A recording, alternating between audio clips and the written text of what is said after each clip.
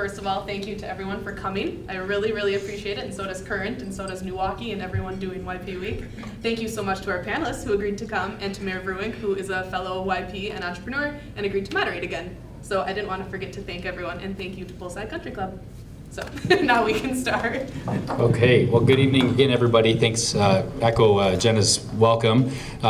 Really pleased to moderate again this year. I think if you can use the last 12 months as a marker in the community, we can all find reasons to point to areas of the sectors in the economy here where the economy has heated up. Most recently, our city assessor, for those of you in the real estate or in the lending sphere, the city actually had a turning point in its sale values and home prices for the first time. So had about a 3% appreciation, which I think is a great marker in terms of a turning point.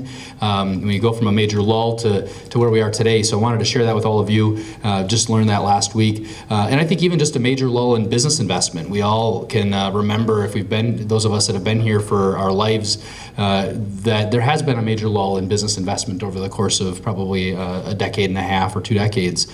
And today we stand, really my marker from last August to a 12 to 18 month period, looking at about $65 million in planned or announced investments in the city of Wisconsin Rapids. And that really is a turning point for our community. So really proud to share that with all of you. And then when you factor city investments like an aquatic center, investments out at the airport, our riverfront, the Triangle Project downtown, we're well over $100 million in a period of 12 to 18 months. So those of you that know folks that are in the construction sphere or doing work in development of projects, they're going to be busy for a long time, which is exciting. And then there's another 20 million really outside the city limits. So it's an exciting time for our community and for our region. And certainly it connects with this group tonight, because if we don't have the talent retained in this community or attracted to this community, those projects will not be successful. A lot of them could be shelved. Some of them could be scaled back, and so that's a concern. And certainly in the job creation numbers, when you factor in Sand Valley just to the south of the city, as well as some of those planned and announced projects within the city, there's about 450 full-time equivalent positions that'll be coming live on the horizon over a period of 3 years. So really is an exciting time for the city and for the community of the Wisconsin Rapids area. And if you're like me, we all believe it's time. It's been past time for us to turn the corner and to be excited about the future of this community. So inside those big numbers, though, it's across the spectrum, of course. Big fish, small fish, it takes it all to make a community. Are the critical stories of folks like up here on the panel tonight. They are the fabric of our community. It's great to have big business and big investments, but it's equally as big or even more exciting to have small businesses and entrepreneurs putting their time, their talent, their savings, and their resources on the line every day to stake out and make a go here in the community and truly bet on the community's future. So and those of you that speak with me regularly know that I'm always excited about the potential here, and I hope that after tonight you too will be excited if you need another reason to be more passionate about the future and be motivated or inspired. So without any further ado, let's go ahead and get started with the panel. We've got a number of questions we're going to ask the panelists, and we'll go through those and take as much time as we need to on each question. And we'll probably start on this end and roll through like we've done in the past. So the first question is around an introduction of yourself, your business, and what you did professionally or work-wise before opening or purchasing your current business. Brian, you want to go and start? Sure. All right, I'm Brian Slinkman. I'm with NextHome Partners and also Country Disposal, which are total polar opposites, so I'll go through that story a little bit. The question is a little bit about myself. So I'm born and raised in Wisconsin Rapids. I've been here my whole life. Business, obviously, NextHome Partners is a real estate office. I'm a co-owner in that business, and then Country Disposal. What I did work-wise prior to this, I actually have a degree in electrical power. I worked at Consolidated Water Power Company until deciding that I thought real estate would be, I kind of fell into real estate and thought that would be a fun occupation. Somehow that turned into me and a group of other guys starting a business. And a little over a year ago, I opened a garbage pickup business, which I have no experience in. I didn't have a CDL, I didn't know anything about trucks or equipment, but I think it's a funny story how it started. me and my wife moved out to a different home, and in that township, they don't have garbage pickup. And I could take it over to a town hall in another town, and if you've ever hauled garbage in your car or your pickup, it's not cool. And if it sits for a week or two, it's even worse. So she was getting pretty frustrated, and she said, just call and get garbage pickup at home. So I called and I set up garbage pickup, and at the time they would charge, my competitor would charge a rate for garbage, a rate for recycling, and then some fees on top of that. And what they were doing is, instead of the $30 per month for the garbage part, they were charging that per week. So I was getting a bill of like $140 a month for garbage pickup, and I thought, there's got to be a better way. After a lot of calls and my mind thinking I could haul everyone's garbage for this kind of money, I thought I built a business plan. Turns out they were charging me wrong, and after working on this business plan, I still thought, I think I need to do this. And I can't believe my wife didn't think I was an idiot. But we built a business plan. We got a loan, we bought a couple of trucks, and now we're servicing about 375 customers in Wood County, and we're growing. I get a couple new customers every week, and we're kind of going up from there.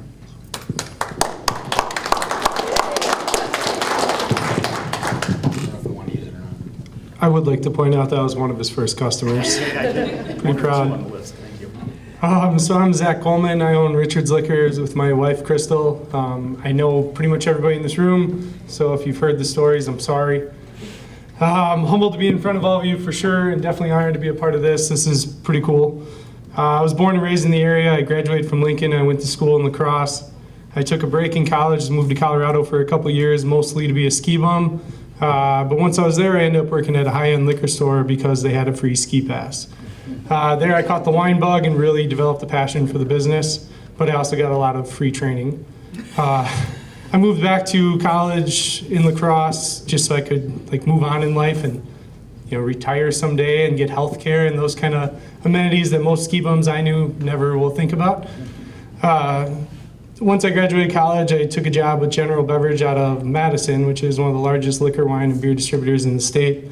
I started at the bottom as merchandiser, and almost 7 years later, I worked my way up to district sales manager in charge of the northern half of the state. During that time, I studied for and passed the Certified Specialist of Wine and Spirits exams, which is kind of geeky, but has really helped me out in life. There would have been plenty of opportunity with that company and others, but after talking a lot with Crystal and finally convincing her, we were able and ready to take the risk and go into business for ourselves. That whole process took about 2 years, and once we finally got going, I left the company on March 1st, 2014, and the next morning we were painting at the store. So it was kind of no vacation or anything. It was a pretty quick turnaround. We're celebrating our 3rd anniversary this month at Richard's, and we continue to try and improve our selection and service, all while getting involved in the community.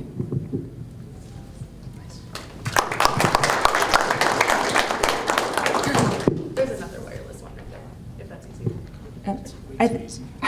This will be fine.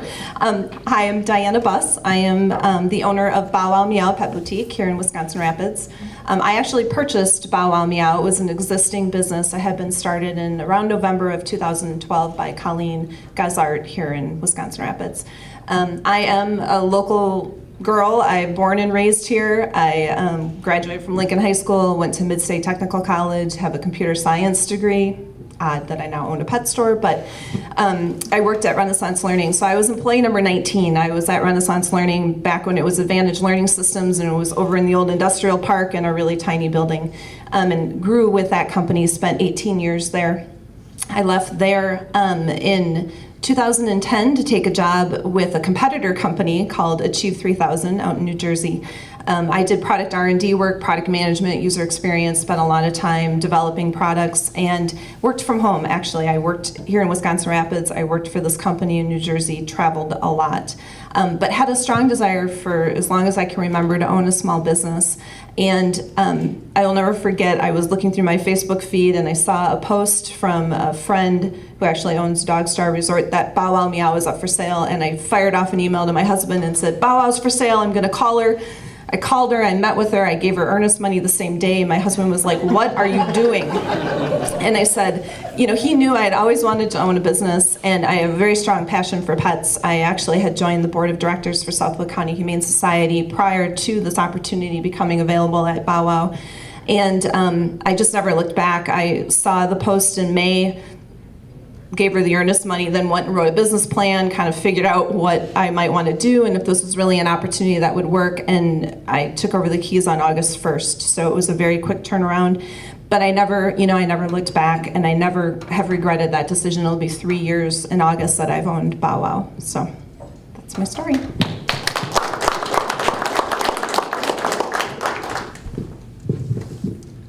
Check, mic check. Shoot.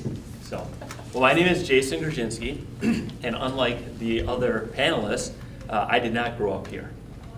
I thought there'd be a gasp. So I did grow up in Wisconsin. I grew up in northeast Wisconsin, in Crivets, which is a town of about 1,000 people, hour north of Green Bay. And then I went to school at Madison, and I studied pharmacy there, so I'm a pharmacist by training. And after school, I moved to Green Bay with my wife, and we lived in Green Bay for about 6 months. And at that point, my wife said, "It's time to leave." And I thought, that's interesting. And I said, "Is that with or without me?" Right? And so she said, "You know what, let's just go someplace for a while." And I thought, okay, that's, we were young, we didn't have kids at the time. And I said, okay, that sounds good. And so I said, "Well, where would you like to go?" And she said, "California." And I thought, oh, okay. I have never been there. I thought, no, that's not the choice for me. And she said, "Okay, where would you move?" And I said, "Well, I'll go to Colorado or South Carolina." And she said, "South Carolina's out." And so Colorado was her choice. And so we flew out to Colorado, and 6 months later, actually not 6 months later, about 6 weeks later, we had moved to Denver. And we had both jobs lined up, and life started happening, and our original plan was to go out there for about 2 years. And at that time I was working for a chain pharmacy, so it was pretty easy to move from city to city and stuff like that. So had a job lined up, moved out to Denver, and 2 years turned into 12 years. And 3 kids, and life just kind of happened. And so I was working for one company throughout those 12 years that we were out there, and I started actually in Green Bay.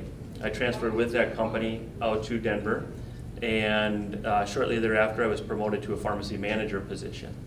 And so I was in charge of 1 store. And then about 3 years later, I was promoted to a regional pharmacy supervisor, so I was in charge of 20 stores. And things continued to progress with my career and with our family and stuff like that. And at some point, after having 3 kids and being involved in corporate America, I pulled back, and it was more, much like everyone else, I wanted to have my own business. And I don't know what really creates that, but there is some sort of drive or something inside that says, you know what, this is not right. And at that point, I was in charge of 38 pharmacies. I think I had a count of about $150 million that I was managing, over 200 pharmacists, 400 technicians. And so a real large operation. I was asked to go to Chicago and interview for a vice president role. And my wife thought that would be an awesome opportunity. At that same time, at night I'm working through a business plan to try to figure out what pharmacy I'm gonna buy. And so burning the candle at both ends, much like everyone else here, and trying to, I guess, realize it and make a dream come true, and also maybe teach not only myself but my kids that there's other things in life other than maybe just corporate America that we can go through. And so that's basically brings me up to 5 years ago when I bought Daly Drug Pharmacy. So from Denver, we moved back here to Wisconsin Rapids. And like I said, I wasn't born here, but I got here as quickly as I could, just to clarify. So now I currently own Daly Drug, my wife and I, and we run the pharmacy. We also have a small gift shop and a post office. We do not have a liquor store. So Daly Drug is where I currently work. I am currently the pharmacy manager. And as most entrepreneurs know, it makes you CEO, CFO, president. So I'm not only president of the pharmacy, but also the IT department. I'm also the head janitor in charge of snow removal. So it's been an interesting journey, but I currently own Daly Drug and work there full time.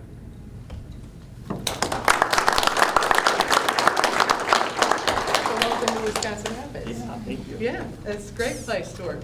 I'm Mary Brazel Brown. I own Glacial Cranberries and Honestly Cranberries. I'm in the process of growing up, haven't done that yet. Spent most of my time here in Wisconsin Rapids. My dad died when I was 16, and Mom, I always loved this area here, and Mom insisted that I go on to college. She insisted that I wanted to come back. I didn't want to go to college. I wanted to just work on the marsh and be part of her right-hand person. As these people wanted to own their own business, I never wanted to own my own business, but I just always wanted to be the best that I could be, and I had to always support myself. Those were the instructions that my father gave me anyway. So I went to college, graduated from Madison with a degree, bachelor's, we got two of them. Graduated with a degree in horticulture. Wanted to come back. I thought, great, I'm coming back to work on the marsh. I'm going to help Mom. And she goes, no, you're not. You're going to go out and test your flight feathers and go work for somebody else. Go do something else. But I don't have a job for you right now. And I'm going, that's my mother. You know, what do you mean? I went to school. No, that's fine. So, okay, I blew the pop stand. I traveled around the country, hitchhiked on private planes around the country, and saw the world and by myself and going, okay, I'm testing my flight feathers. Took her a little literally there. Ended up moving out to Boston for a while. Well, came home. She goes, nope, not ready for you yet, you know, because I was just traveling and having fun, not really, you know, making my own way. So I moved out to Boston with my suitcase and alarm clock and stopped in a police station, and I said, what should I do here? Where should I live? And you know, if I was your daughter, what should I do? And because my mother wasn't giving me any direction on this. And so he said, well, live in the North End, and I'm sure that, you know, they'll take care of you up there, and you can, you know, find a job. So I walked down to this employment agency, and I said, yeah, I was a truck driver on a Cranberry Marsh. I was delivering cranberries to a receiving station. It was my last job. And they looked at me and said, really? And you want a job doing what? Here in the city? Anyway, got a job. They were delighted because, and this was my first lesson, that, well, not the first, but I go out and I had confidence in myself, and I knew I had to make it on my own. I knew I had to, you know, I was testing my own waters. And the people who ended up hiring me, it was an investment company, and they said, you know, they said, how much do you want to make? And I said, well, God, I got to make at least, let's see, I was making $1.35, you know, maybe $1.75, you know, they kind of laughed. But the thing is, they said, we're going to count on you, because if you dare to even come in here, that you're willing to learn, you're willing to try new things, you're willing to, and we train you, we can train you. And I'm like, that's great, I don't have to go to school and I can get trained? Perfect. In business? Perfect. So worked out there for a while, and I got sick. The angels were taking care of me. Came home, because I was really sick. Mom took care of me. I go to, you know, Mom, I'm ready for a job now. I'm back. I tested my flight feathers. I got some business experience. No, you're not ready yet. No, you're not ready yet, Mom. So anyway, ended up moving to St. Paul, because to move back out to Boston was too far, and I'd been too sick and whatever. So moved to St. Paul, fast forward, worked at a bank, ended up meeting Philip, my husband, fell head over heels for him, and shortly into the relationship I said, you know, Phil, I'm just falling for you big time, but if Mom dies today, I'm moving back to Wisconsin Rapids to grow cranberries. I mean, Mom didn't say that she'd accept me, but I told this to Phil. And Phil goes, grow what? And I said, okay, got it, work in process here. But anyway, fast forward, Phil moves, we started dating. He said, yeah, go wherever you want to go, I'll be with you. got engaged, came back and told Mom and said, Bill and I are getting married, I'd like to apply for a job. She goes, okay, maybe you're ready. Maybe you're ready. Are you really committed to this area? I'm like, yeah. So this is kind of getting long, but the point is all these things. I applied for a job with my mother, interviewed with my mother. And now I never wanted to own business. I just wanted a job, right, in the family business. And it took her 2 days in conference with my uncle to decide to hire me. And there are lessons all along this way, folks, but she finally said, yes, I'll hire you. And I want you to remember something. Just because you're my daughter, don't think I can't fire you. Got it. Very clear, I got it. So she had me lay out what I intended to do for the company, how I could make the difference. I said we're going to be independent. This was 1979, 80. The health benefit was going up. I said people need cranberries. We're going to get them out there in ways that aren't out there now. And so committed to that. And kind of a lot of other things happened, but the rest is be answered in the other questions. But I ended up owning the company. I had to buy it, by the way. I was never given the company, and even though it's a family business. So I did have to buy it, go through the same thought processes that you have to do if you're starting out. It's like, do I really want to put my money where my mouth is? I mean, I'm still in debt, but that's okay. It's our life, it's my passion, it's my driving force every day, and so it's okay. I like where my money is.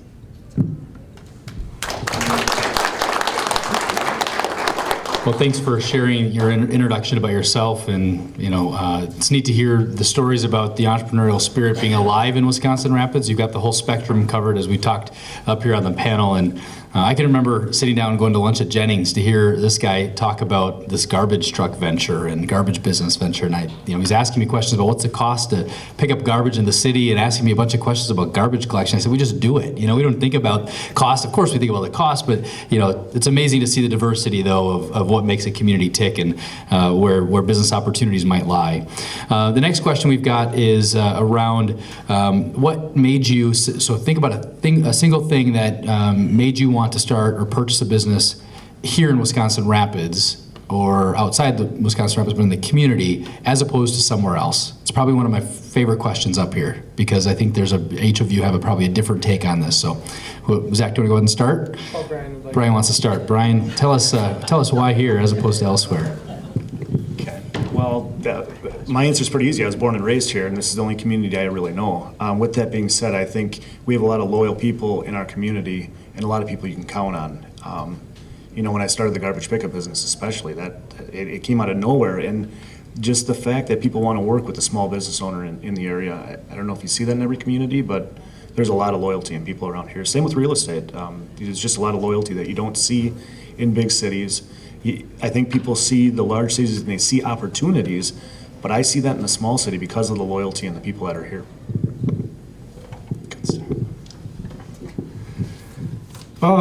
Yeah, I guess I actually looked at many different surrounding towns, Marshfield, Plover, La Crosse, Wausau, and there was a lot of opportunity in those towns also. But ultimately, I felt a really strong pull to be close to my family and friends, and that's kind of what brought us back to Wisconsin Rapids. There's a lot of competition in the area between grocery stores, gas stations, other liquor stores, and essentially all the bars that you're kind of competing with as well.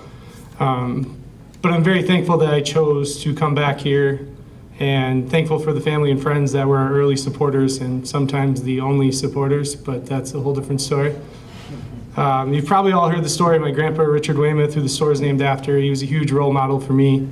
When he moved back to town after World War II, he started working at the paper mill in Port Edwards. He started as a janitor and retired as vice president of sales. So I guess when we decided to kind of name the business, and I wanted something that really meant something to me, not necessarily a personal name or whatever, but even though my grandpa told me to name it something else, because that's just kind of the way he was. He passed away this last year, and I guess, the drive that I felt to make him proud, I feel even more, or it feels even stronger to me now. So I'm happy that I'm able to do it in this community that I grew up in. Because every day people say, "Oh, I knew your grandpa," and they typically have a funny story, which is probably true. knowing him, but really happy that we did it in this area. And really, realistically, I wanted to be a part of kind of the growth, and as this area goes into the next generations and continues to evolve. So very thankful that we did it in Wisconsin Rapids. Okay, well, like Brian, being born and raised here in Wisconsin Rapids, I guess when I thought about wanting to own a business, I wasn't really ever thinking about owning or opening or purchasing something in another community. However, looking at the business that already existed, I knew we had a lot of pet owners in our community. And when you own a boutique store, you need people who own pets to come into your store. So my involvement both with the shelter, knowing some people who owned grooming businesses, boarding businesses, I knew there was a lot of potential customers in our area. So that coupled with the fact that the original owner had already built this beautiful business here, and knowing our community, having grown up here, I couldn't imagine it being anyplace else. With my previous jobs, had the ability to travel and have traveled all over and gone into many boutique stores in a lot of different states, even different countries, and it just fit here. It fit with the way our community has grown, the way it's evolved, the way it's changed, and I just knew in my gut that with the right tender loving care, it could be really successful here. So it was just never a question if it should be here or be anyplace else. So for myself and my family, I think that question is answered on two different levels. It had a fit for our family. So we were looking at 3 to 4 locations for the pharmacy, specifically ones that were already operating or already in business to purchase those locations. And I had one in the southern part of the state, one in Door County, central Wisconsin, obviously Daly Drugs, and then one in northern Wisconsin at the time. And so I looked at it 2 different ways. One, what would be right for our family? And then the second thing would be, what's the right business decision? And so I think the family one was easy to answer because growing up in northeast Wisconsin, we were familiar with having our kids grow up in a smaller town. And so Wisconsin Rapids was attractive in that manner. It fit our family.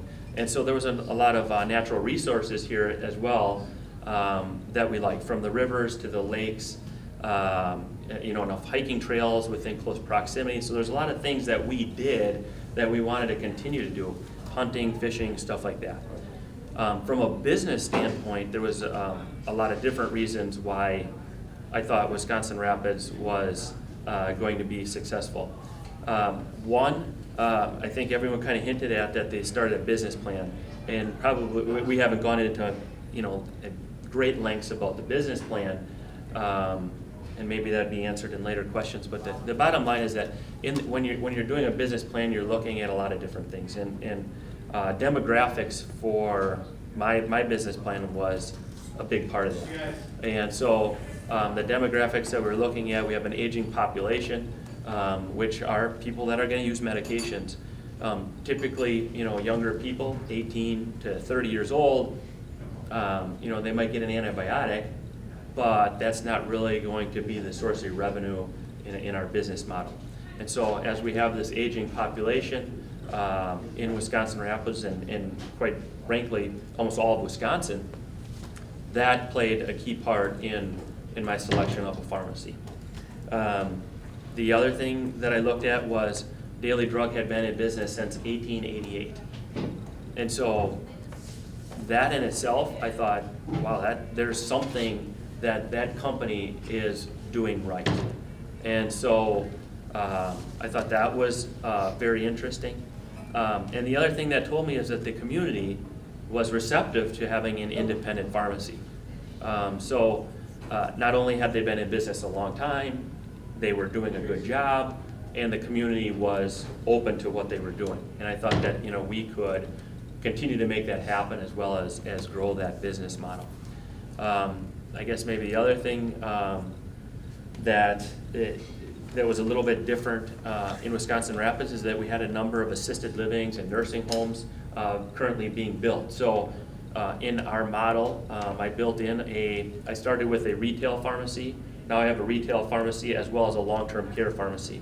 And the distinction there is that we were able to service these assisted living facilities at a higher level, and Walgreens, CVS, Shopko, Walmart, COPS, they don't do that. They dabble in that. They may fill a couple scripts, but they don't have the computer system or anything that's capable of keeping up with the technology that they have in the facilities. So that played into my decision as well. And just so there was an opportunity for an independent pharmacy to exist in a town like this. Zach hinted at the fact that there's a lot of competition for a liquor store.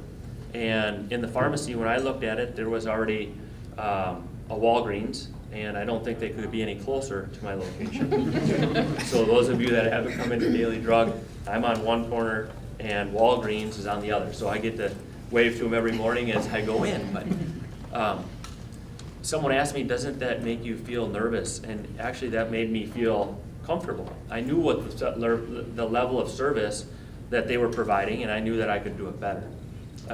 And it wasn't like they put the Walgreens in there a year ago. It had been there, and Daly Drug had been there, and they're winning, right? So, and I'll be clear, Daly Drug is winning. So that made me actually feel comfortable with that competition, because the competition's already there. And one of the locations I looked at was in a smaller town, and it didn't have any competition. And so then what happens if another independent pharmacy moves in? What happens if a Walgreens, a CVS, or any of the other ones move in? What happens to your business model? And so those are all things that I built in there and planned for and stuff like that. So actually having that competition here in Rapids actually made me feel more comfortable because of that business decision.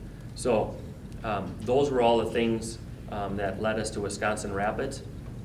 And then doing the research, as a family, my wife and I grew up in Wisconsin, but our kids didn't. So we've been out of school grade school for a long time. And so we're looking at the area and going, what do the grade schools look like? What do the high school look like?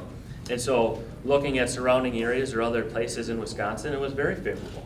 And so I think that, when we shouldn't underestimate that when people move into the area, that they look at, hey, how are my kids gonna fit in here? And what is the community doing? And so seeing new stuff that Zach was talking about, it is really exciting for a lot of different reasons, not only for the people that live here, but also people that are thinking about moving here. So the education was important, the business model. I felt comfortable with Wisconsin Rapids because there was a lot of community events that when we searched online, we saw a lot of community events. Both my wife and I are avid water skiers, so we had come down to the state water ski tournament every year. I've been coming down here since I was probably 5 years old, although I think the town of Rapids is maybe a little bit different during the week of water ski events than it is regularly. But so those were all things that contributed into our decision to move to Wisconsin Rapids. Moved to Wisconsin Rapids. I wanted to move back to Wisconsin Rapids, but the business, Glacial Lake Cranberries, had been in business since 1873. What some of you may or may not know is back, so I had this business, but in the 1999-2000, I had to file bankruptcy. And if any of you know anybody who's ever done that, it's a talk about developing a new business plan, not only personally, but for your business. And we had to go through, my family had to go through, a lot of discussion. Okay, we could just get out of this now and move anywhere we wanted. Where would we go? What would we do? We put our business, a family business plan together, and realized that we needed to do whatever we needed to do to stay here, because this is where our heart home was. This was where we wanted to be. This was, yes, I have roots here. Phil didn't have roots here, though. He was from St. Paul, and he had no desire to go back to St. Paul. This had become his heart home, too. Correct me if I'm wrong.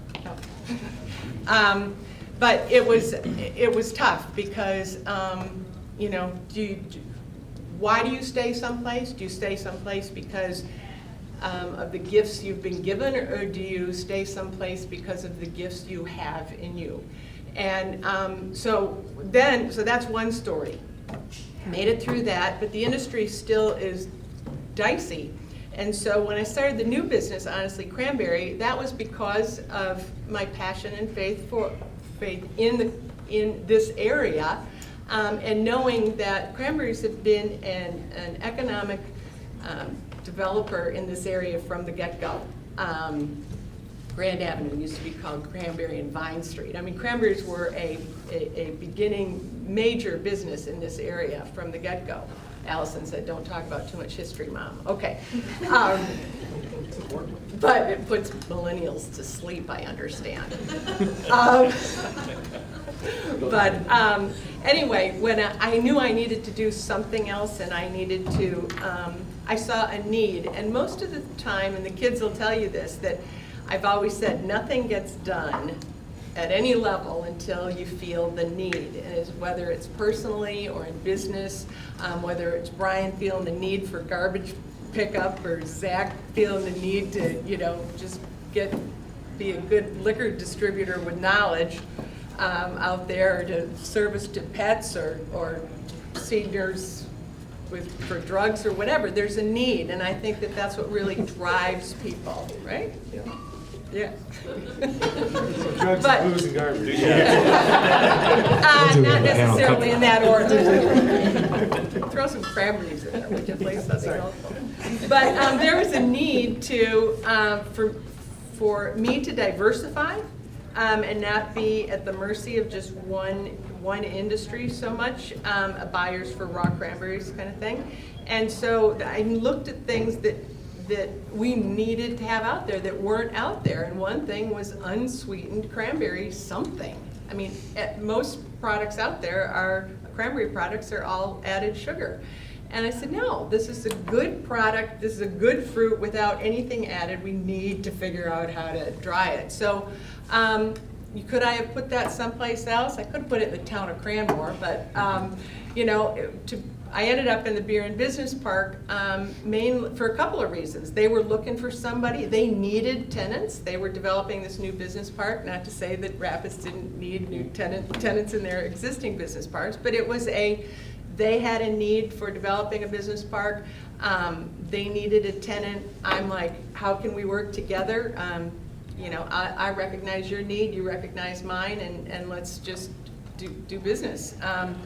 So anyway, that's I can't imagine living anyplace else. I say we're 3.5 hours from everything in the state. You can go. It's a great location, beautiful. We can't think of any place else that even comes close. Thank you, Mary. I knew you were thinking, the reason why you did that is because you had a young progressive mayor. I'll say it because you didn't say it, so I know you were thinking it. We've had any number of conversations. We have. And she's my go-to for a pep talk. I can always count on Mary for a voicemail when things are going not so great sometimes in public meetings or things. Mary will call and leave a nice voicemail. So if any of you want to get on Mary's pep talk list, give her your phone number and she'll do that. It's about a can-do attitude. It's about can-do. It's all about attitude. It's all about the attitude. It certainly is. Well, it's also about confidence. And I think, thinking back to when I started my small business in this community, I was obviously very young, but I really felt the community was at a time when it needed to be shown that something or anything was possible. And for those of you that went to high school with me, or in our generation, we really were through a period of time when our community felt that we were gonna just go off into the sunset. We were gonna, kind of just downsize and kind of not become something more than what we were. And I think that our community, certainly in a confidence fashion, has changed its tune and really evolved from where it's been. So thank you for sharing that. Just as a show of hands, how many of you are not from Wisconsin Rapids? Not from Wisconsin Rapids. I knew that you were outnumbered, but I just wanted to know in the room how many of you. So thank you for obviously being in Wisconsin Rapids. You've got some representation of both on the panel here. The next question I've got is, what was most, or who maybe was most helpful in starting or purchasing your business here? Well, I'll speak on both, so I'll start with real estate. So I've been in real estate for 13 years, and since the beginning I always knew I wanted to have my own real estate office. That it was never a question. It was something I always wanted to do.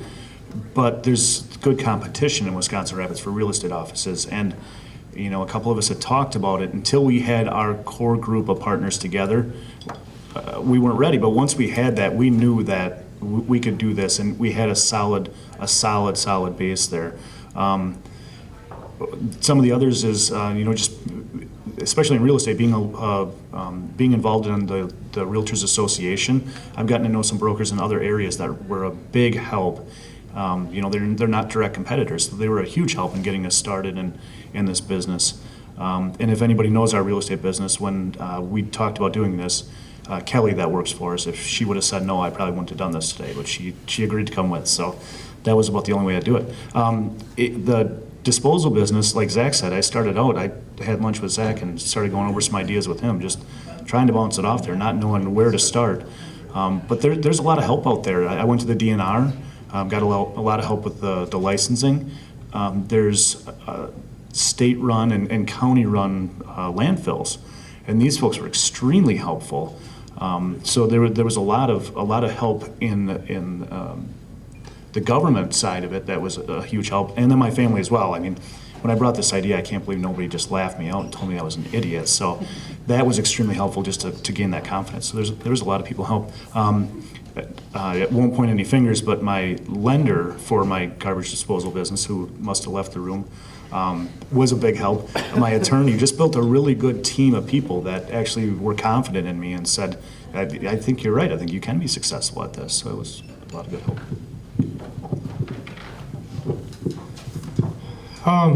Yeah, I guess I've had a lot of help along the way in getting to that process. Like I kind of mentioned earlier, it was a couple years from, hey, this is something I want to do, because I was out working with liquor store owners, bar owners, and the like, and I was able to watch, what's successful, what isn't successful.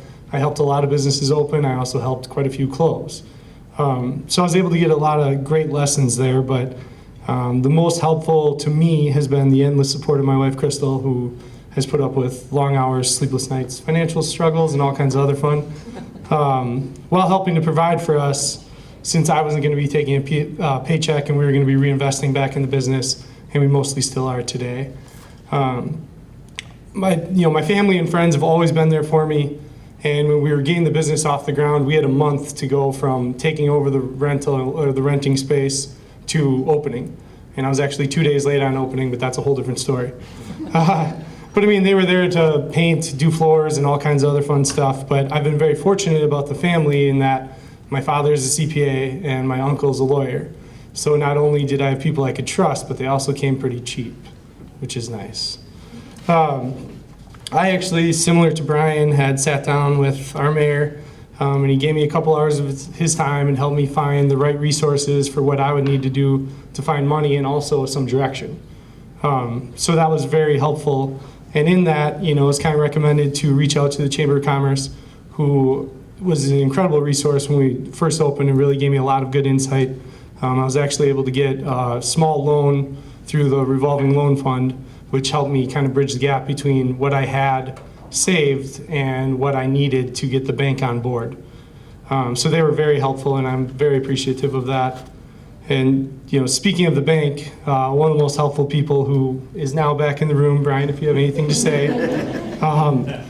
Brian Ashback at River States Bank, who will probably be mad at me for even saying anything, but quite honestly, he believed in my idea from day one, and he fought to get me to this point, and for that, I'm very appreciative. So.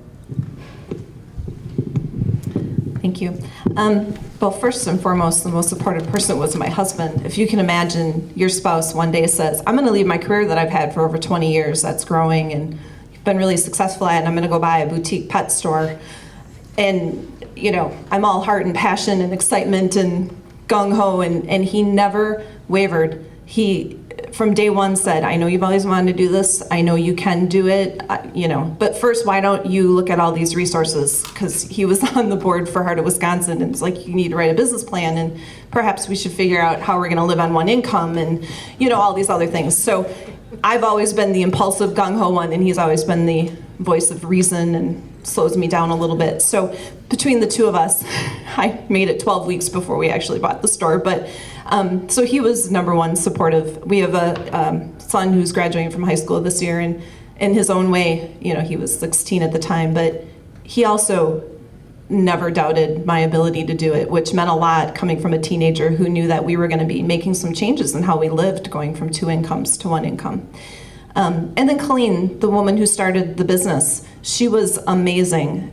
She was selling the business because she was moving on to another business venture, not because she didn't have the heart for it anymore. And she was absolutely amazing. She gave me so much knowledge because, again, I was going into an industry that I really knew nothing about other than I owned pets and I liked pets and thought it would be a lot of fun.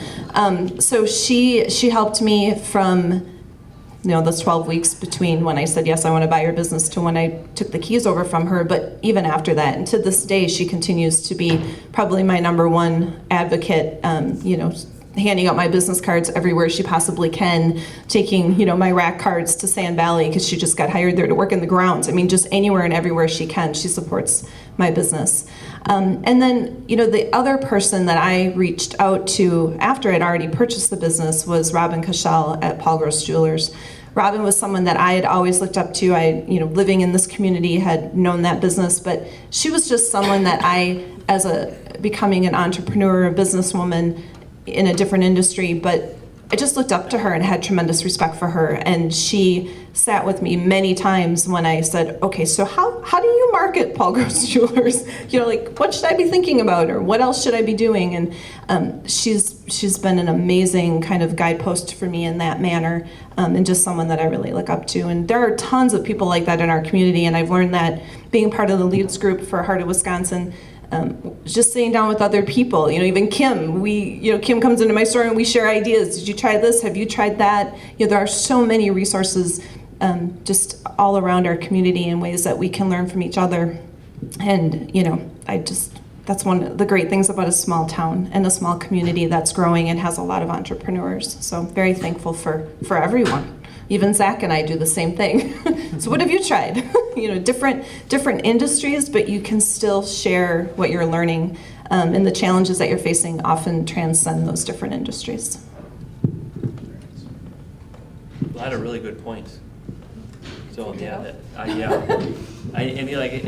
prepared, right? Like thinking about ideas, and as you're speaking, I'm like, yeah, I did that. Wow, yeah, interesting, right? And I think at one point, when I was working at, in corporate America, and I remember coming to a point in my life and said, what am I doing, right? This isn't how I was raised, going through the corporate motion and going through that stuff, and then it becomes, what am I doing, right? And I tell my wife, I'm going to buy a pharmacy in Wisconsin Rapids, and she said the same thing. What are we doing? And I think that it was a complete different question, and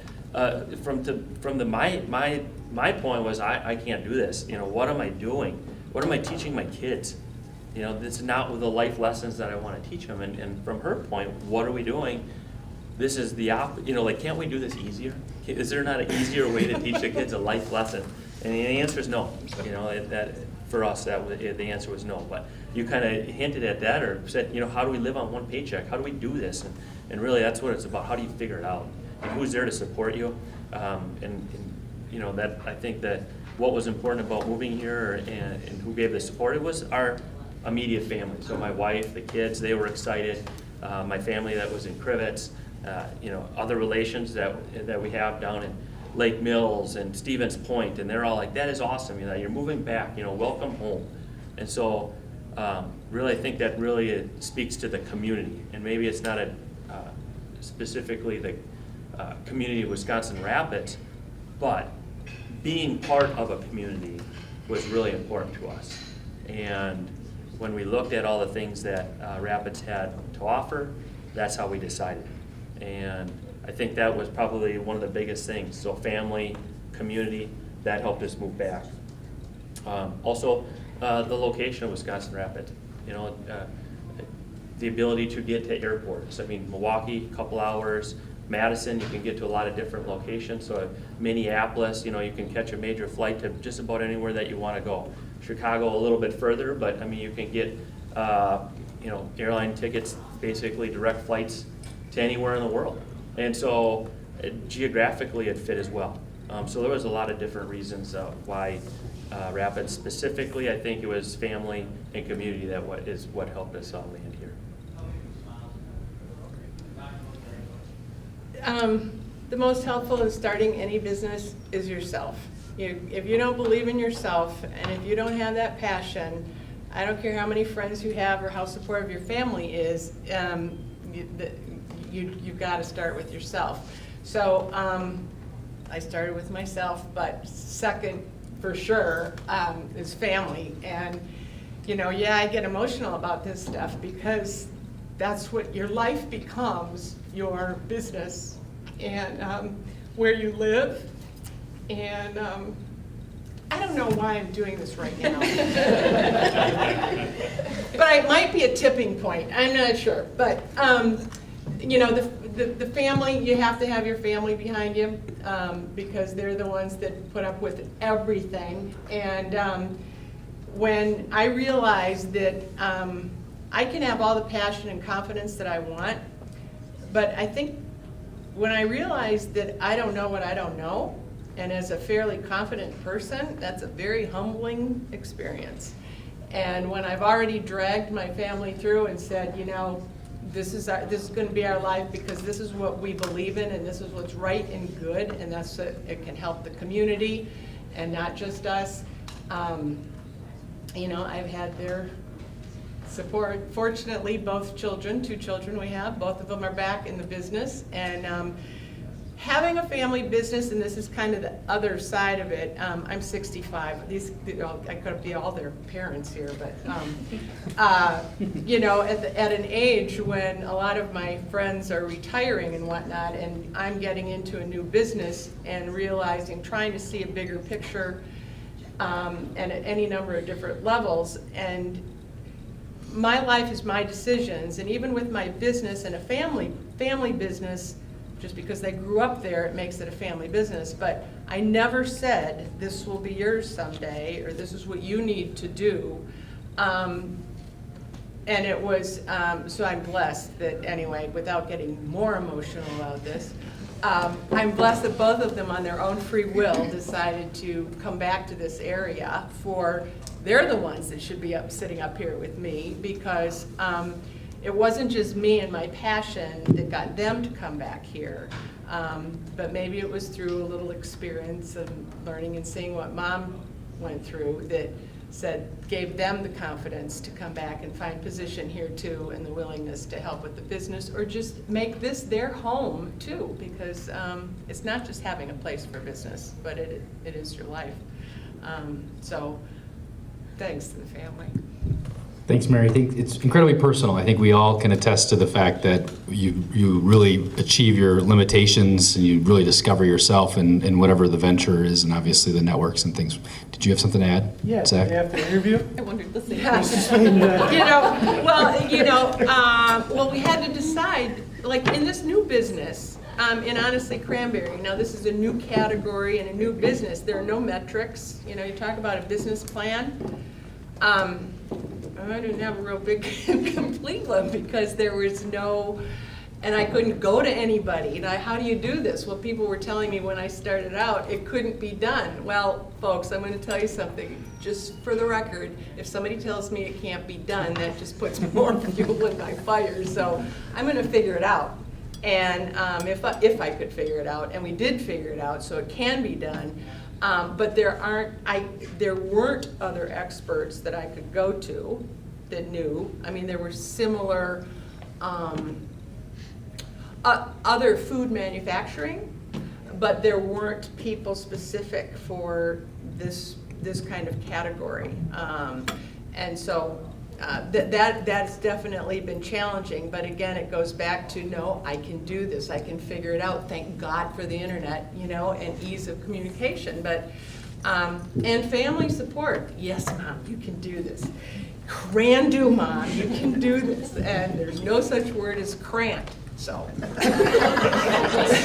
She's also got that trademarked. If she doesn't, she's got to get that done.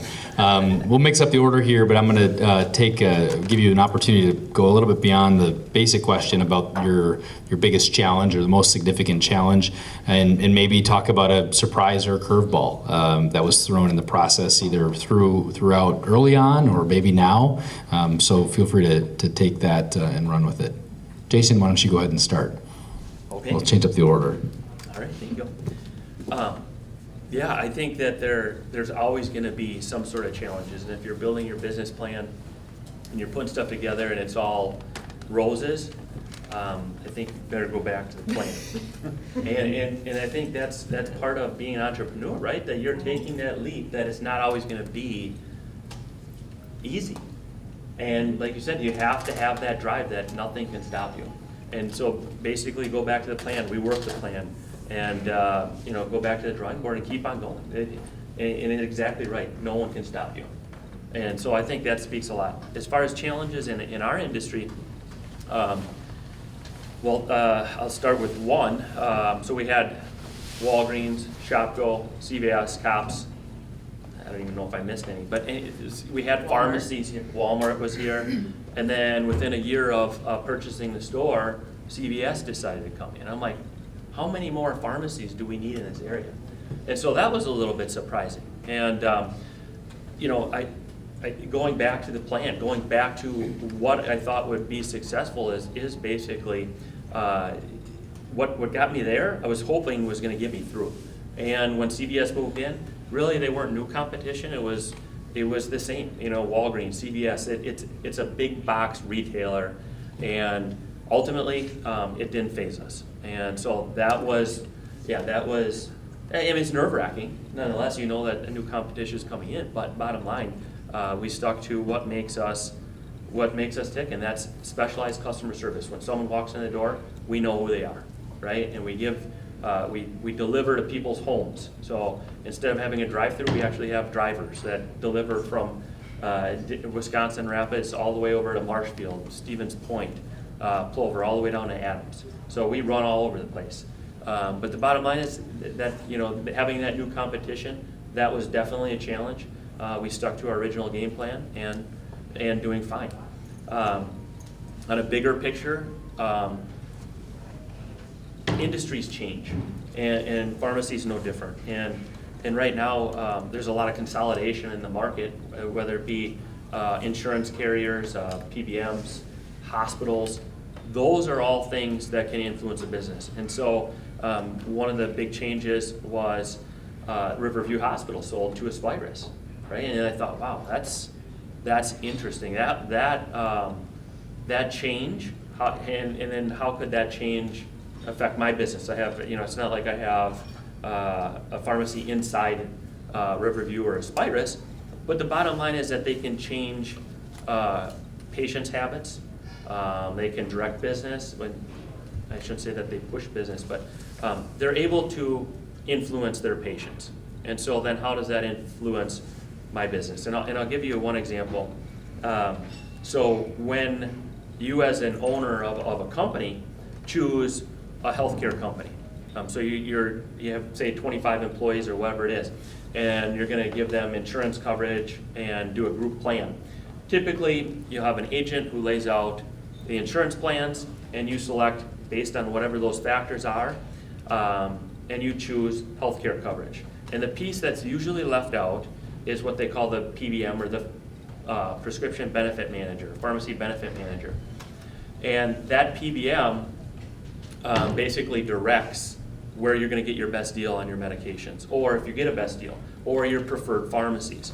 And so these PBMs, when you're selecting for your employees, you don't even know who you're selecting. So basically the PBM tells people where to go, or that they have to do mail order. Mandatory mail order is a huge thing right now. Over the last couple of years, their piece of the pie is growing, which means that there's less left for Walgreens and everyone else, and Walmart and Daily Draw. And so by going mail order, or that may bring down your healthcare costs, but it also takes the business away from local pharmacies. And so that's probably been the biggest challenge.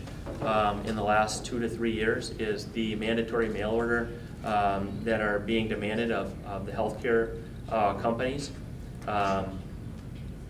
I would say that Aspirus, that merger or that purchase, when their healthcare company and they sell their own, their company that they go through for the prescription benefits is now a mail order company. So not only it's the employees, all the people that work there, all those scripts, unless they choose to pay more to come to a local pharmacy, gets to pay less and go to a mail order facility. And so that's loss of revenue, not only to Wisconsin Rapids, but to all the pharmacies here.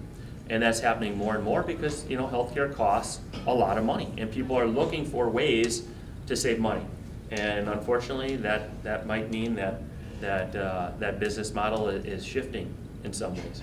Now there's ways to combat that and stuff like that, but that's probably been the biggest challenge on a big scale, and that's happening not only here in Wisconsin Rapids, but all over. And I guess lastly, I think that it's important that, we make a choice where we shop, right? And who you're going to support in the community. Whether you're the owner of the company that gets to select a healthcare coverage and also the PBM, or if you're spending your money someplace, that's basically your vote for who you want to be in your community and how that business is going to be part of the community. And I guess that shouldn't be underestimated. To see a lot of people coming into the store or supporting Zach, or everyone, right? That we support each other in this community, and then we're able to give back and be part of that community. So those are probably the biggest challenges I see, and I would think would continue in my particular market. Thanks, Jason. Who else wants to take a stab at that? Your largest challenge, most significant challenge, or curveball or surprise? Mary? I think it's the things that it's the things that you don't know. It's the things that you cannot control. I mean, whether it's growing cranberries, Lord knows we can't control the weather, but and that's always a huge challenge. But whether we're selling honestly cranberry or the markets, or there's so much out there that you don't control that you just have to be flexible and know that in business there are ups and downs. There will be. It's kind of like getting married. You say, for better or worse, or richer or poorer, or sickness and health, sometimes those things happen every day. It's like, those are the challenges, but you can't let those determine the outcomes of what you do. You still have to stick to your plan, stick to what your direction is, be grounded in your beliefs, and know that shit happens, and you can't control it. Yeah. Back to life. Thank you. Yeah. The Back to others? life. Any other thoughts? For me, real estate, we had a really good team in place, so I wasn't too concerned. Obviously there's challenges, don't get me wrong, but we had a great team in place. One thing that I really struggled with was payroll and taxes. I've called Mark a million times with just, I don't know if I'm stupid, I can't figure out what I'm doing here, but having a great team in place to get that done. On the disposal side, I started from scratch. So if you've never driven a garbage truck before, which I know there's one guy in the room that has, but everyone else has not driven a garbage truck, things go wrong with them. I've driven a couple times and I should not be behind the wheel. You get an engine light that comes on and I'm going to lose sleep because I don't know what it's going to cost me to fix this thing. So there's a lot of challenges, but my biggest curveball was my competitor. Right after we announced, when I started, our prices were about half of what our competitor was charging, and hopefully we're going to be profitable at that. Well, they came back and matched my prices and started signing people up on contracts, and I didn't sleep for probably a week, and I didn't know what was going to happen. I just bought 2 garbage trucks, which don't cost what a car costs at a car lot, and I didn't know what was going to happen, but just the loyalty of the people in the area. They said, well, if they can cut their prices in half, why have they been overcharging me for so long? So it was great to see that support, but yeah, there's definitely curveballs. There was a lot of challenges, but it was nice to see the support from the community. Thanks, Diana. All right. I guess, there's been a lot of challenges in starting from scratch. I guess that's kind of where I took that question and my thoughts. So we had the idea, we were all in, finally got Crystal on board, okay, we're running with it. So here I was, technically an expert in my field. I mean, I had 15 years of experience. I had saved quite a bit of money. I had a college degree. I had next to no debt. So I thought I was just going to walk into this first bank and they were going to be like, "You're a great guy, we're in." I was wrong. They told me to go to a different city, but that's a whole different story. But once I finally got the right partner in Brian, who was willing to sit down and kind of spell things out, how do we need to do this and how are we going to make it work?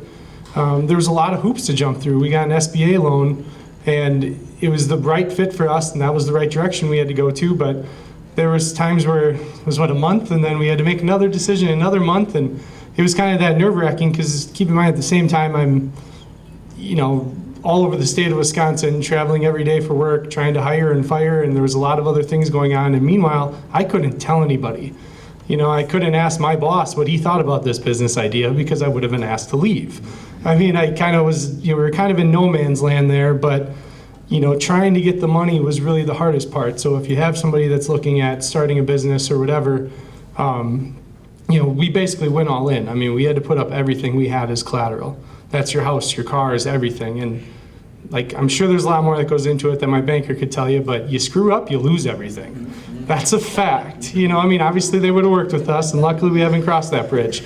But, once we got in the store, I purchased my opening order.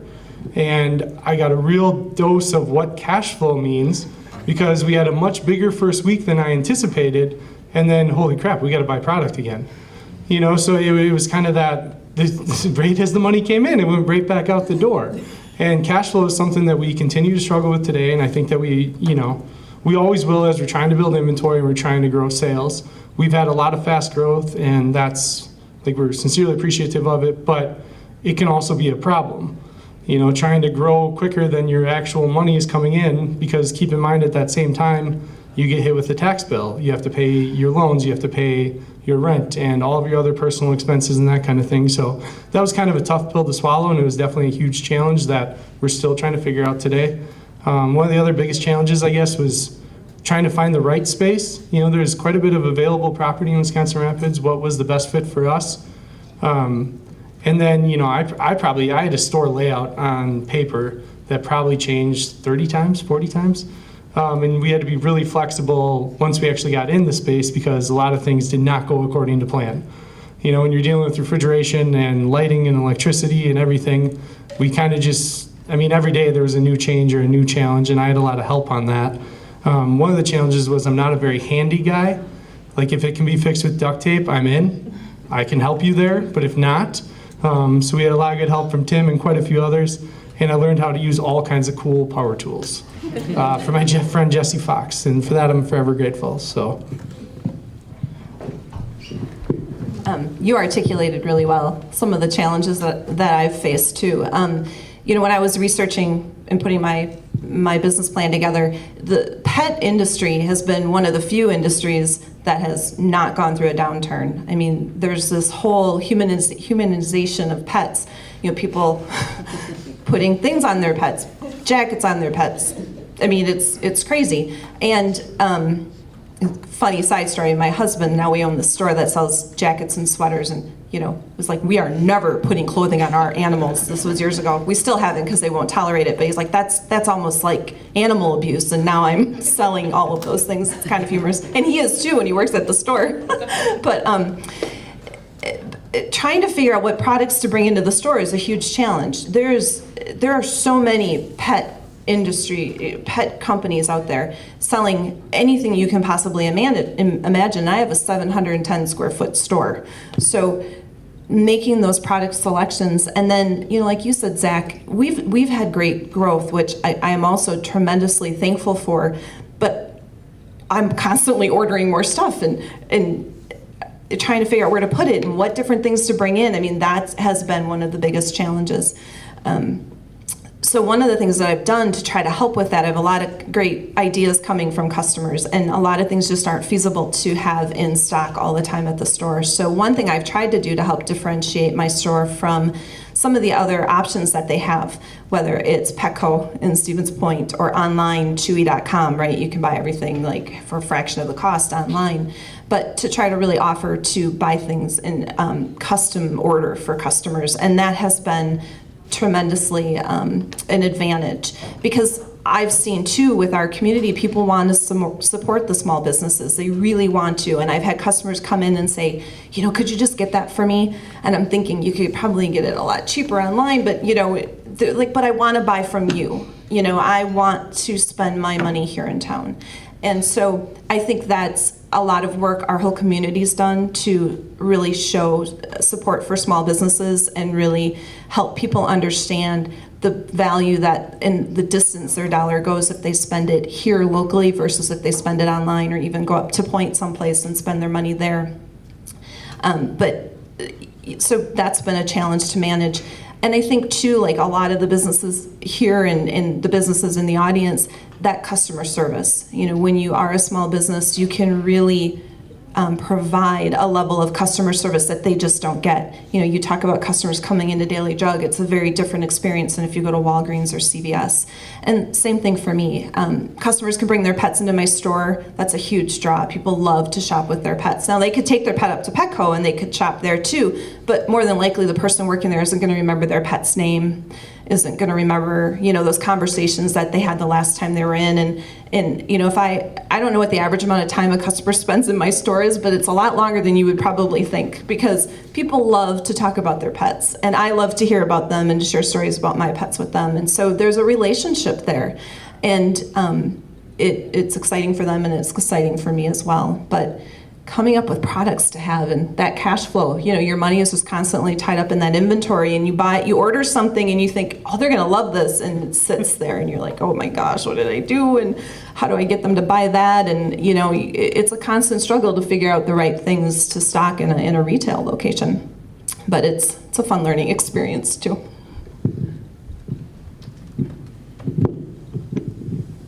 Okay, so we're up to our last question, and for some of you that are thirsty, it's a relief that we're at our last question. We're going to do a lightning round or so of sorts for the last question. But before we go on to the next question, I think it was really important to hear two things that I heard from the panel was pretty consistent. Adaptation, being always adaptive to what's being thrown at you and in your businesses, but even focus.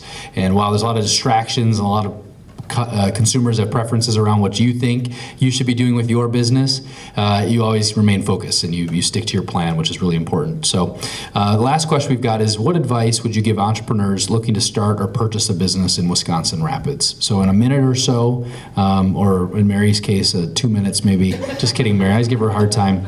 And we're going to go ahead and go around whoever wants to start.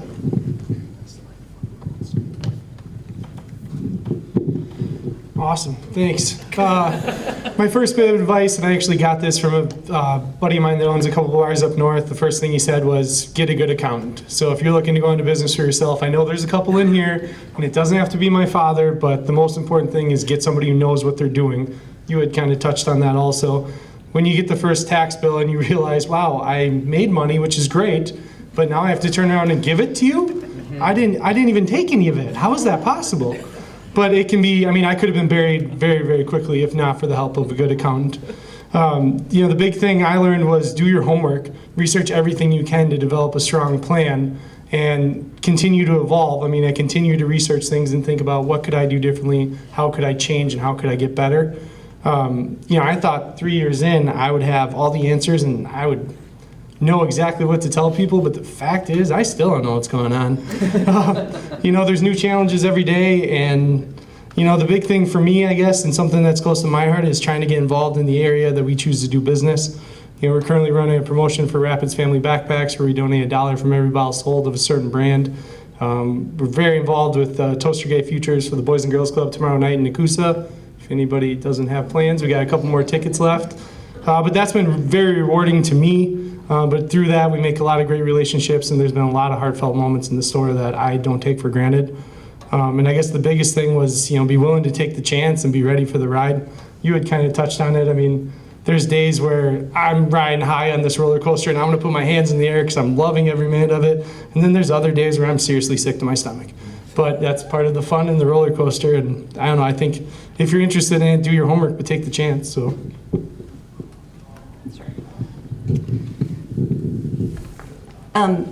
yeah, it's hard to come up with one thing that would be your best piece of advice, but doing your homework, absolutely. You know, making sure you have consumers for whatever business you wanna own or run. But I guess for me, and Mary touched on this before, is you have to trust yourself, and you have to believe in your abilities, and you also have to know that it's okay if it doesn't work out. You know, that was something my husband and I said, this could fail. You know, and in fact, you know, 12 months in, he lost his job at Renaissance Learning, and we had to start all over. So the one thing that we said, what if that happens? We go down to one income and something happens with your income, and it happened. And we looked at each other and said, that's okay, we're gonna figure this out. You know, and so you have to go into it with your eyes wide open. You have to know that it can be hugely successful, or it may not be. And then again, you're gonna have to trust yourself. You know, I said, what if it doesn't work? If it doesn't work, I've got a lot of skills. I'll find something else to do. You know, you've got a lot of skills. We will be fine. And I think you have to plan. But you can only plan so much for things that are going to be beyond your control. So you have to be prepared for anything to happen. And for me, the number one thing was we had to trust ourselves. And you have to, I think, really find something you're passionate about. And you know, for me, this industry was something very easy to be passionate about. And like Zach, we've been able to, being on the board for Southwood County Humane Society, I do a lot to support that because rescue is incredibly important to me. Rescuing animals is very important to me, so I was able to do some alignment there and benefit them and myself. And so, you know, I think you can look for those opportunities, but you have to be passionate, because if you're passionate, you really aren't going to work every day. You know, it's that old saying, I don't remember exactly how it goes, but, you know, I guess I go to my store, but I don't feel I go to work, you know, because it's my baby, it's my heart and soul, and it's easy to be passionate about it. Oh, you're doing it. Sorry. Yeah, I guess my driving thought is let the results be your guide. And so when I go into work, that's what I think. When I look at my end of year, my monthly P&Ls or whatever it is, let the results be your guide. If something's not working, you don't keep doing it. If something is working, you do more of it. And for me, that's been very successful. So I think that's my overall thought. Let the results be your guide. Amen. Nice job. Well, you said a minute. Stuck to it. Kind of an interesting thing, when I started, honestly, Cranberry, I knew in my mind, I was very clear what I wanted to do. And people would say, even the ribbon cutting at the Beer and Business Park, well, what's your business? What are you going to do? And I just didn't say anything. I said, you know, starting a new business, it'll be Cranberry related. And I'm telling you folks, if you want to start a new business, just keep it a secret. You don't even have to know what the business is, because people will tell you what business you need to start. And I had so many good ideas, you know, that people were coming to me, and I'm like, well, I wish I thought of that, you know, but I'm thinking, if I ever start a business again, I'm going to kind of think I'm going to start a business, let other people tell me what they need. Cranberry licorice, though, was not one of them, but, you know, that was one idea. But anyway, just an idea. If you're thinking of getting into business, just try to keep a secret and just tell people, and they'll help you through the process. But it'll take less than a minute. I wear these bracelets every day, and this is what this is what keeps me going. This is what I would suggest. It's going to ditto a lot of what these people say, but it's my mantra every day. So the first bracelet that goes on is "To thine own self be true," and I've said it any number of times tonight. The second bracelet that goes on is a history bracelet, and it's "Be grateful for the gifts that you've been given." The third bracelet that goes on is "Go confidently in the direction of your dreams, live the life you've imagined." Thank you, Henry David Thoreau. And let's see, where am I? Oh, the fourth bracelet that goes on is a two-sided bracelet to remind myself that there are two sides to every story. And last but not least, live your life with no regrets. And every morning I say that, every day I wear these bracelets, I say it repeatedly during the day. I need to remind myself. And so that would be my advice to you, and enjoy the gift of life that you've been given. And we're all in it together. Extra one. So advice I would give, find yourself a lender that'll put a second mortgage on your house. So it motivates you every day that if you're not successful, you're losing everything you own, like Zach said. So pretty much everything we have is mortgaged, and if I don't succeed, we're gonna be in a lot of trouble. So that's a great start. Have the right people in place. If anybody knows my garbage truck driver, I know you do, Zach, he comes to me and says that I'm excited every day to come to work. And I don't necessarily believe in luck. I think we create our own luck, but somehow I found this guy that loves to haul garbage. So having the right people in place. In real estate, we have, in my opinion, the best team around. But lastly, be the expert in your field. I joke that I don't know anything about garbage. I could tell you today what the amount of pounds that everybody throws away every week. I could tell you, how that breaks down in miles per gallon in a truck. Be the expert in your field. In real estate, I can tell you the average sale price. Be the expert. My wife gets sick of me staring into a laptop, but you can be an expert in what you do, and if you do that, you can be successful. Well, that's a wrap, but I think in closing, I want to certainly thank our panelists. Let's give them another round of applause. Well accomplished. Even if they don't achieve at their resting place where they intended, they certainly have accomplished something, and that's putting themselves out there and showing to the community what's possible. So that is very admirable. And I think as we think about ourselves and reflect on hopefully a little bit of tonight, hopefully you all think about the fact that we're all entrepreneurs in some form. We're entrepreneurial every day. We get up every day and go to work, and we do something that's creative, and we find new opportunities to solve challenges. And I think if you haven't found, I know there are some entrepreneurs in the room, but if you haven't found that business or found that opportunity to seek, always be connected, be listening for leakage opportunities. I call them leakage. There's a lot of leakage in this community and consumer spend every day that leaves, and we don't have to go to dinner in Stevens Point to know that there's a leakage opportunity right there in food service and all the other types of businesses in the community. So why not you, and why not now, and why not in Wisconsin Rapids? So thank you again for being here tonight, and don't forget the event tomorrow night, the Boys and Girls Club fundraiser, Toast to Great Futures, and we need you on Saturday for an hour time slot. You get a t-shirt, and then of course reward yourself with a Bloody Mary or mimosa. Afterwards, Jennings is opening for the Young Professionals group early. We're trying to encourage Jennings to open early on Saturdays so you can go there for lunch. Who doesn't want to go to Jennings for lunch on some Saturdays? They're always closed, right? So let's support the spring cleaning event. And so thanks again for being here tonight.